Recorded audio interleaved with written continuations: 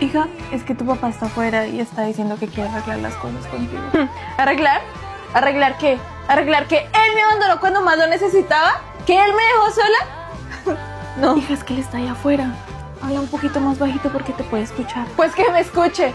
Que me escuche. ¿Tú sabes lo que es crecer esperando a alguien que nunca llegó? Y al final era yo sola en mi cuarto. Yo era la única que escuchaba mis lágrimas porque él nunca llegó. Yo solo era una niña cuando él me abandonó. Y ahorita viene y quiere arreglar las cosas. No. Las cosas no funcionan así.